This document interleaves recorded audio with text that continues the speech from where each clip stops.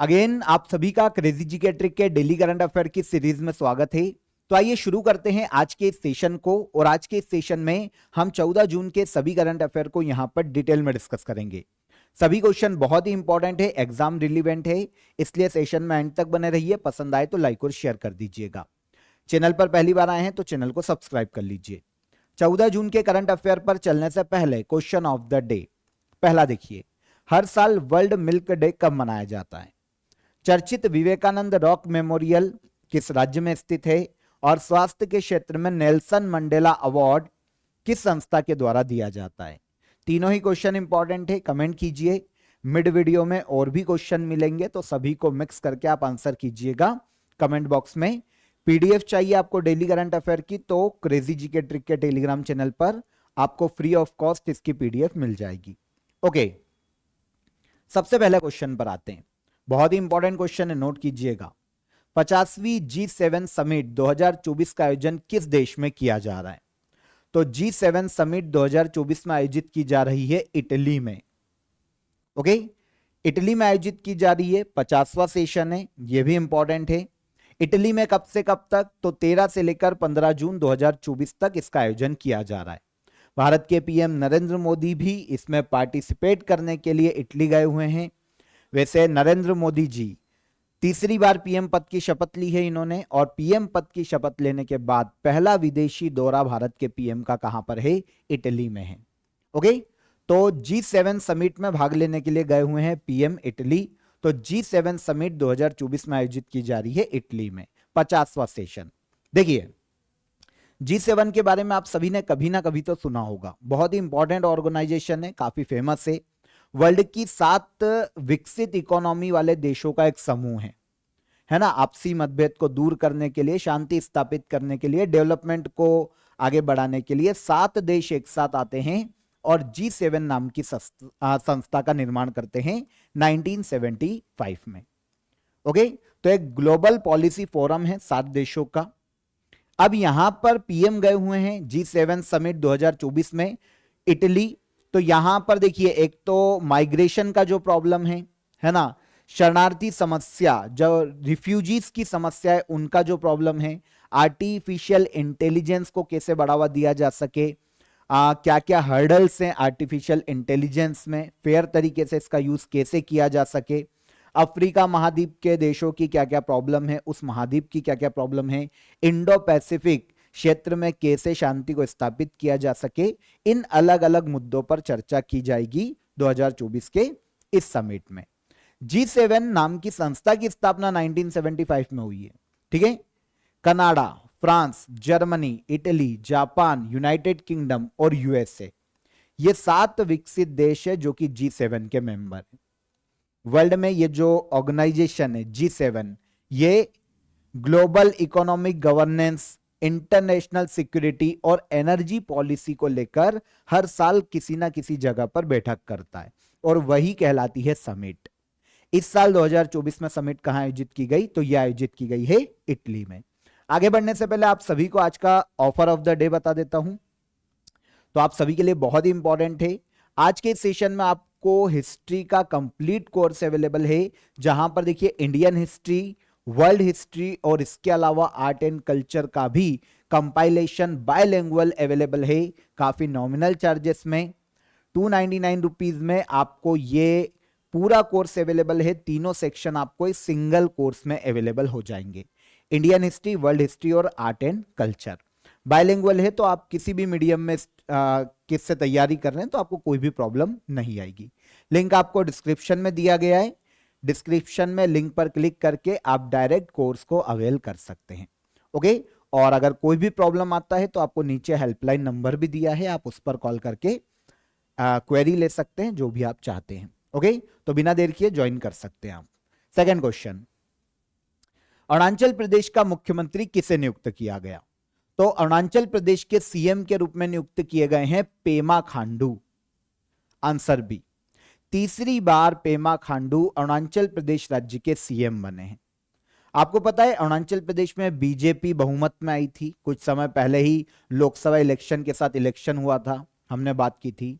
अब पेमा खांडू अरुणाचल प्रदेश के सीएम बने हैं तीसरी बार। 2024 में अभी जब अरुणाचल प्रदेश में विधानसभा के चुनाव हुए तो 60 में से 46 सीटें बीजेपी ने जीती है और बीजेपी के सीएम पद की शपथ ली है 13 जून को पेमा खांडू ने। ओके, इन्हें पीएम पद, सॉरी पीएम बोला क्या, सीएम, करेक्ट कीजिएगा, सीएम। ओके, यहां पर एक और चीज, पेमा खांडू को सीएम पद की शपथ किसने दिलवाई? तो इन्हें अरुणाचल प्रदेश के सीएम के रूप में शपथ दिलवाई है के टी पटनायक ने। तो के टी पटनायक हो जाते हैं अरुणाचल प्रदेश के गवर्नर और अब सीएम हो गए पेमा खांडू। तीसरा कार्यकाल है, पहली बार अरुणाचल प्रदेश के सीएम बने थे 2016 में। ठीक है, अगर मैंने कहीं भी पीएम बोला हो तो उसको सीएम कर लेना, ठीक है, क्योंकि काफी समय से अभी पीएम सुर्खियों में है तो काफी करंट अफेयर में पीएम पढ़ाने में आ रहे हैं, तो फिर बाय डिफॉल्ट पीएम निकल रहा है, तो इसको सीएम समझना। ठीक है, तो सीएम हो गए पेमा खांडू। इसके अलावा देखिए उप मुख्यमंत्री, डिप्टी सीएम के सीएम हो गए पेमा खांडू और डिप्टी सीएम के रूप में नियुक्त किए गए हैं चोना मीन। कहां पर? अरुणाचल प्रदेश राज्य में। तो सीएम और डिप्टी सीएम दोनों मिल गए यहां पर अरुणाचल प्रदेश राज्य के। अब इसके अलावा जो अदर स्टेट में सीएम बने हैं कुछ समय में, तो आंध्र प्रदेश के सीएम बने चंद्रबाबू नायडू, पढ़ा था हमने। सिक्किम के प्रेम सिंह तमांग और ओडिशा के सीएम बने मोहन चरण मांझी, ये भी बीजेपी के, क्योंकि ओडिशा में भी बीजेपी की गवर्नमेंट है। आगे आइए, यूनाइटेड नेशन द्वारा 2025 को किस वर्ष के रूप में घोषित किया गया? तो यूनाइटेड नेशन ने 2025 को हाल ही में international year of quantum science and technology के रूप में घोषित किया है। Answer C. रिपीट करूं, international year of quantum science and technology 2025 को घोषित किया है यूनाइटेड नेशन ने। डन। तो देखिए, अफ्रीकी देश है घाना, नाम सुना होगा, इसने रिकमेंड किया था कि भैया 2025 को आप इस डे के रूप में मनाइए।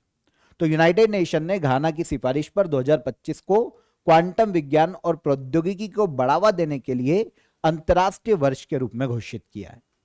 ओके, उद्देश्य क्या है? तो पूरे वर्ल्ड में क्वांटम साइंस, टेक्नोलॉजी, इसके महत्व के बारे में लोगों को जागरूक किया जा सके और स्पेशली जो विकासशील देश है उनके युवा इस पहल से जुड़े, क्वांटम साइंस और टेक्नोलॉजी के प्रति अवेयर हों, यह उद्देश्य है 2025 को इंटरनेशनल ईयर घोषित किए जाने का। तो international year of quantum science और टेक्नोलॉजी कौन सा ईयर बना? 2025। वैसे इसके पहले भी 2024 कैम्ब्रिड्ज ईयर या कैम्ब्रिड्ज इंटरनेशनल ईयर के रूप में घोषित किया जा चुका है। ठीक है, 2024 को घोषित किया गया था और 2023 की बात करें तो इंटरनेशनल ईयर ऑफ मिलेट्स के रूप में 2023 घोषित किया गया था यूनाइटेड नेशन के द्वारा। वैसे मोटे अनाज को बढ़ावा देने के लिए 2023 का ये जो ईयर घोषित किया गया है यूनाइटेड नेशन के द्वारा, ये भारत के ही प्रस्ताव पर घोषित किया गया था। तो 3 ईयर आपको यहां पर पता चले। 2023 से शुरू करते हैं। International year of millets 2023, international year of Cambridge 2024 और 2025 international year of quantum science and technology. ठीक है, संगीत वाद्य यंत्र वादक और शास्त्रीय संगीतकार राजीव तारानाथ का हाल ही में निधन हो गया। इनका संबंध किस वाद्य यंत्र से है? तो संगीत वाद्य यंत्र वादक है कौन? राजीव तारानाथ। हाल ही में इनका निधन हुआ है लंबी बीमारी के बाद। ये बहुत ही प्रसिद्ध सरोद वादक थे, मैसूर वर्तमान कर्नाटक से संबंधित सरोद वादक है राजीव तारानाथ। हाल ही में देखिए 91 वर्ष की आयु में लंबी बीमारी के बाद इनका मैसूर में निधन हो गया। ठीक है, तो जन्म भी मैसूर में हुआ था और इनके गुरु की बात करें तो अली अकबर खान इनके गुरु हैं। नाम क्या है? राजीव तारानाथ, प्रसिद्ध सरोद वादक और भारतीय हिंदुस्तानी शास्त्रीय संगीतकार। वैसे तो काफी सारे अवार्ड मिले हैं इनको, लेकिन उसमें सबसे इंपॉर्टेंट जो इनको मिला है वो है पद्मश्री। इन्हें पद्मश्री दिया जा चुका है 2019 में। और इसके अलावा संगीत नाटक अकादमी अवार्ड और केम्पेगौड़ा अवार्ड लोकल स्टेट का। पर इंपॉर्टेंट कौन है? पद्मश्री। कब मिला था? 2019 में। किसको? राजीव तारानाथ, हाल ही में 91 वर्ष की आयु में इनका निधन हो गया, सरोद वादक थे। ठीक है। Federation of Indian chambers of commerce and industry, जिसे फिक्की के नाम से जाना जाता है, इसके डायरेक्टर जनरल कौन नियुक्त किए गए? तो फिक्की के डायरेक्टर जनरल नियुक्त किए गए हैं हाल ही में ज्योति विज। कौन नियुक्त की गई? ज्योति विज। ठीक है। तो यहां पर आप इमेज देख सकते हैं ज्योति विज की। फिक्की के बारे में हमने काफी सेशंस में बात की, फिर भी हम करेंगे। तो हाल ही में ज्योति विज को फिक्की का नया डायरेक्टर जनरल नियुक्त किया गया है। वैसे इनके पहले इस पद पर शैलेश पाठक थे। शैलेश पाठक का कार्यकाल खत्म होने के बाद नए महानिदेशक के रूप में नियुक्त की गई फिक्की में ज्योति विज। ठीक है। यहां पर देखिए, फिक्की की बात करें तो यह भारत में एक नॉन गवर्नमेंटल ट्रेड एसोसिएशन है, जो कॉमर्स या इंडस्ट्रीज है उनका एक संघ है, जो कि गवर्नमेंट और इंडस्ट्रीज के बीच में एक ब्रिज के रूप में काम करता है। इंडस्ट्रीज की क्या डिमांड है इनको गवर्नमेंट तक पहुंचाता है, गवर्नमेंट की क्या पॉलिसीज है इनको इंडस्ट्रीज तक पहुंचाता है। तो इस तरह से ये काम करता है, नॉन गवर्नमेंटल ट्रेड एसोसिएशन है। इसकी डायरेक्टर जनरल के रूप में नियुक्त की गई कौन? ज्योति विज। वैसे इस संस्था की स्थापना 1927 में की गई थी। हेडक्वार्टर नई दिल्ली में है और अनीश शाह वर्तमान में इस संस्था के अध्यक्ष के पद पर हैं। ओके, डन हो जाता है। अगला क्वेश्चन देखिए, उत्तराखंड के कोश्या कुटोली तहसील का नाम बदलकर क्या कर दिया गया? तो कोश्या कुटोली तहसील जो कि उत्तराखंड राज्य में, ये फेमस है केची धाम के लिए। याद है नीम करोली बाबा, काफी सुना होगा आपने, उसके लिए फेमस है। तो इस तहसील का नाम बदलकर केची धाम ही कर दिया गया है। आंसर बी, कोश्या कुटोली तहसील थी उत्तराखंड में, अब इसको कर दिया गया केची धाम। क्वेश्चन ये भी आ सकता है कि केची धाम धार्मिक स्थल भारत के किस राज्य में? तो उत्तराखंड में। नीम करोली बाबा के लिए जाना जाता है। वैसे उत्तराखंड की 2 तहसीलों का नाम बदला गया है। ठीक है। देखिए, चमोली और नैनीताल डिस्ट्रिक्ट में 2 तहसीलें हैं जिनका नाम बदला जा रहा है, केंद्र सरकार ने मंजूरी दे दी है। कोश्या कुटोली तहसील का नाम बदलकर केचीधाम तहसील किया जाएगा और जोशीमठ तहसील का नाम बदलकर ज्योतिर्मठ तहसील किया जाएगा। दोनों ही कहां पर? उत्तराखंड राज्य में। शंकराचार्य गए थे कभी यहां पर, हिंदू धर्म में शंकराचार्य की काफी मान्यता है, वो गए थे यहां पर ज्योतिर्मठ। अभी तक इसे जोशीमठ कहा जाता था, अब इसका नाम किया जा रहा है ज्योतिर्मठ। ठीक है। तो केची धाम मैंने आपको बता दिया उत्तराखंड में। इसके बाद अंतरराष्ट्रीय अल्बिनिज्म अवेयरनेस डे कब मनाया जाता है? तो इंटरनेशनल अल्बिनिज्म अवेयरनेस डे यह मनाया जाता है हर साल 13 जून को। आंसर बी हो जाएगा। देखिए, आपको समझना चाहिए कि अल्बिनिज्म क्या है, पहले तो हम ये समझे। तो देखिए, ये एक जेनेटिक डिसऑर्डर है अल्बिनिज्म। इसमें होता क्या है कि बॉडी में मेलेनिन पिगमेंट की कमी हो जाती है, और ये जो पिगमेंट है नॉर्मली क्या होता है कि ह्यूमन बॉडी में बाल, आंखें, त्वचा, इनके कलर को डिसाइड करता है। अब जब इनकी कमी हो जाती है तो वो जो लोग हैं जो इस जेनेटिक डिसऑर्डर से पीड़ित है वो आम नागरिकों से अलग दिखाई देते हैं, क्योंकि ऑब्वियस सी बात है उनमें कोई विकार है। तो समाज की मुख्य धारा में कहीं ना कहीं उनसे भेदभाव किया जाता है।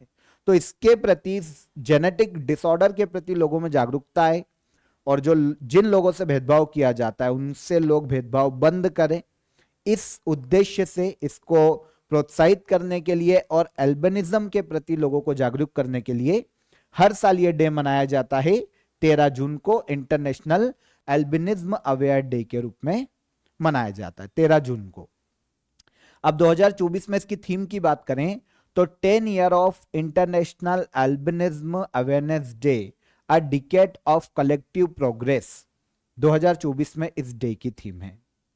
तो पता चल गया क्यों मनाया जाता है, कब मनाया जाता है और थीम क्या है और है क्या, ये पता चल गया। शुरुआत कब की गई थी? तो यूनाइटेड नेशन ने 2014 में सबसे पहली बार इसकी घोषणा की थी, लेकिन इसे मनाया जा रहा है 2015 से। 2015 से हर साल 13 जून को इंटरनेशनल एल्बिनिज्म अवेयरनेस डे के रूप में मनाया जा रहा है। आगे आएंगे, कंटेनर पोर्ट परफॉर्मेंस इंडेक्स 2023 में भारत के विशाखापट्टनम पोर्ट कौन से स्थान पर है? तो आपको पता है पहले तो ये कि विशाखापट्टनम पोर्ट किस राज्य में, काफी एग्जाम में पूछा जाता है, तो ये भारत के आंध्र प्रदेश राज्य में। अब हाल ही में देखिए एक इंडेक्स आया है, कंटेनर पोर्ट परफॉर्मेंस इंडेक्स, ठीक है ना। तो कंटेनर पोर्ट परफॉर्मेंस इंडेक्स 2023 में भारत के विशाखापट्टनम पोर्ट को 19वें स्थान पर रखा गया है, 19वीं रैंक दी गई है। अब ये इंडेक्स क्या है, कौन जारी करता है, तो देखिए वर्ल्ड बैंक और एक संस्था है S&P ग्लोबल मार्केट इंटेलिजेंस, इन दोनों के द्वारा संयुक्त रूप से इस इंडेक्स को तैयार किया जाता है। 2023 की इंडेक्स आया है, 2023 की रिपोर्ट आई है। किसी भी पोर्ट पर जो बेसिक इंफ्रास्ट्रक्चर है वो कितना अच्छा है, इसके अलावा वहां पर सर्विस कितनी अच्छी है, इंफ्रास्ट्रक्चर कितना अच्छा है, इस आधार पर इस इंडेक्स को तैयार किया जाता है। जिस पोर्ट पर जितनी ज्यादा इंफ्रास्ट्रक्चर और सर्विसेज अच्छी होगी वो पहले रैंक पर, और सेम उसके नीचे, ठीक है ना। तो इस इंडेक्स में भारत का जो विशाखापट्टनम पोर्ट है इस इंडेक्स में रखा गया है 19वें स्थान पर। अब बात आएगी सर पहले स्थान पर कौन, तो कंटेनर पोर्ट परफॉर्मेंस इंडेक्स 2023 में पहले स्थान पर अगर हम देखने जाते हैं तो चीन का यांगशांग पोर्ट यह पहले स्थान पर है, और दूसरे स्थान पर ओमान का सलालाह पोर्ट है। भारत की बात करें तो विशाखापट्टनम पोर्ट 19वें स्थान पर इस इंडेक्स में, और भारत के गुजरात में मुंद्रा पोर्ट है वो इस इंडेक्स में 27वें स्थान पर है। तो भारत का विशाखापट्टनम पोर्ट इस इंडेक्स में कौन से स्थान पर है, 19वें। पहले स्थान पर कौन, यांगशांग पोर्ट चीन का, सेकेंड स्थान पर ओमान का सलालाह पोर्ट। ओके, अगला क्वेश्चन, चर्चित एक्सोमार्स और मार्स एक्सप्रेस मिशन किस अंतरिक्ष संगठन से संबंधित है, तो ये दोनों ही मिशन जो कि मार्स या मंगल ग्रह पर खोज से संबंधित है ये यूरोपियन स्पेस एजेंसी के मिशन है, आंसर बी। अभी ये सुर्खियों में इसलिए है क्योंकि इस मिशन ने हाल ही में मंगल ग्रह पर बर्फ की खोज की है, बर्फ होने का पता लगाया है, और ये जो बर्फ है मंगल ग्रह की भूमध्य रेखा के पास मतलब छोटे छोटे टुकड़ों में देखने को मिला है। सूर्यास्त के पहले इसे डिटेक्ट किया गया मंगल ग्रह पर, और पता लगाया है इन दो मिशन ने, एक्सोमास और मार्स एक्सप्रेस मिशन, ठीक है। तो यूरोपियन स्पेस एजेंसी के दोनों ही मार्स मिशन है। लास्ट क्वेश्चन देखते हैं, मोटो जीपी भारत 2025 का आयोजन किस राज्य में किया जाएगा, तो मोटो जीपी जानते हैं बहुत ही फेमस बाइक रेसिंग प्रतियोगिता है, वर्ल्ड में बहुत ही फेमस है। 2025 में इसका मोटो जीपी भारत का आयोजन किया जाएगा भारत के उत्तर प्रदेश राज्य में। वैसे तो इस प्रतियोगिता को 2024 में आयोजित किया जाना था, लेकिन मौसम की अनुकूलता नहीं थी, मौसम का प्रॉब्लम था, इसलिए अब 2025 में मोटो जीपी इंडिया का आयोजन किया जाएगा उत्तर प्रदेश राज्य में। वैसे 2025 से लेकर 2029 तक लगातार इसका आयोजन उत्तर प्रदेश राज्य में ही किया जाने वाला है। बाइक रेसिंग इवेंट है, डन। तो यहां पर 14 जून के सभी करंट अफेयर को हमने डिटेल में समझा, बहुत ही इंपॉर्टेंट करंट अफेयर था आज के, बहुत ही इंपॉर्टेंट क्वेश्चन थे, आई होप आपको इजीली समझ में आ गए होंगे। अब हम आएंगे हमारे कल के करंट अफेयर के रिवीजन पर जो हमने कल के सेशन में डिस्कस किया था। पहला, ग्लोबल जेंडर गैप इंडेक्स 2024 में भारत की रैंक क्या है, तो क्या रैंक थी, 129 पढ़ा था। भारत का 30वां थल सेना अध्यक्ष किसे नियुक्त किया गया, तो ये बने हैं लेफ्टिनेंट जनरल उपेंद्र द्विवेदी। इसके बाद स्पेटियल ऑडियो का इस्तेमाल करके फोन कॉल करने वाली दुनिया की पहली कंपनी कौन थी, नोकिया, बताया था कल, 3D कॉल आप इसको बोल सकते हैं। ओडिशा के सीएम मोहन चरण मांझी को मुख्यमंत्री पद की शपथ किसने दिलवाई, तो ओडिशा के गवर्नर कौन, रघुवर दास। भारत और जापान के बीच संयुक्त नेवल एक्सरसाइज जिमेक्स 2024 का आयोजन कहां किया जा रहा है, तो इसका आयोजन किया जा रहा है जापान के योकोसुका नाम के शहर में या प्लेस पर। हाल ही में भारतीय सेना द्वारा कौन सा मॉनिटरिंग सिस्टम लॉन्च किया गया, तो यह है विद्युत रक्षक। चर्चा में रहा वीरांगना दुर्गावती टाइगर रिजर्व किस राज्य में, रानी दुर्गावती टाइगर रिजर्व मध्य प्रदेश राज्य में देखने को मिलता है। ब्रिक्स के विस्तार के बाद पहली मंत्री स्तरीय बैठक का आयोजन कहां किया गया? तो ब्रिक्स के विस्तार के बाद मंत्री स्तरीय पहली बैठक का आयोजन किया गया है रशिया में, रूस में। मुख्यमंत्री निजुत मोइना योजना किस राज्य सरकार द्वारा शुरू की गई? तो यह शुरू की है असम सरकार ने। और लास्ट क्वेश्चन था हमारा, जून में जारी की गई वर्ल्ड बैंक की ग्लोबल इकोनॉमिक प्रोस्पेक्ट रिपोर्ट के अनुसार वित्त वर्ष 2023-24 में भारत की इकोनॉमी कितने प्रतिशत बढ़ने का अनुमान है? तो ये कितना था? 8.2%। डन। तो ये सारे क्वेश्चन लास्ट सेशन में हमने डिटेल में समझे थे। अब हम बढ़ते हैं क्वेश्चन ऑफ द डे की तरफ, आंसर ले लेते हैं। जनरल टू लेम किस देश के प्रेसिडेंट नियुक्त किए गए? तो जनरल टू लेम प्रेसिडेंट बने हैं कहां के? वियतनाम के। ठीक है। हाल ही में किस राज्य में सागा दावा बौद्ध त्योहार आयोजित किया गया? तो यह आयोजित किया गया भारत के सिक्किम राज्य में। बौद्ध त्योहार है काफी फेमस। और माउंट मेरापी ज्वालामुखी है इंडोनेशिया में, है ना। तो जनरल टू लेम वियतनाम के हाल ही में नए प्रेसिडेंट बने। और सागा दावा सिक्किम, माउंट मेरापी इंडोनेशिया। एक मिड वीडियो में मैंने आपसे क्वेश्चन पूछा था कि सूडान किस महाद्वीप में स्थित देश है? तो यह अफ्रीका महाद्वीप में स्थित देश है। बिल्कुल सही आंसर है मधु तारक का। ओके। तो आज के सेशन में जो करंट अफेयर जो हमने डिस्कस किए हैं वो बहुत ही इंपॉर्टेंट थे। आई होप आपको समझ में आए होंगे, इजी भी थे लेकिन इंपॉर्टेंट थे। एग्जाम में आपको यहां से क्वेश्चन देखने को मिल सकता है। आज के सेशन में जो मैंने आपको क्वेश्चन ऑफ द डे दिए हैं उनको आंसर जरूर करिएगा कमेंट में। और कोई प्रॉब्लम आती है तो बिल्कुल मैं आपके कमेंट पढ़ता हूं। कल मुझे पता है थोड़ा सा आपको ऐड में प्रॉब्लम आया था, ठीक है, वो ऐड आखिरी में कुछ टेक्निकल प्रॉब्लम के कारण रुक गया था, तो कोई दिक्कत नहीं है। आज आपके लिए पूरा फ्रेश है करंट अफेयर, तो कोई दिक्कत नहीं होगी। सेशन पसंद आया हो तो सेशन को लाइक और शेयर कर दीजिए, चैनल को सब्सक्राइब कर लीजिए। कल फिर मुलाकात करेंगे डेली करंट अफेयर की सीरीज को आगे बढ़ाते हुए। जय हिंद, जय भारत।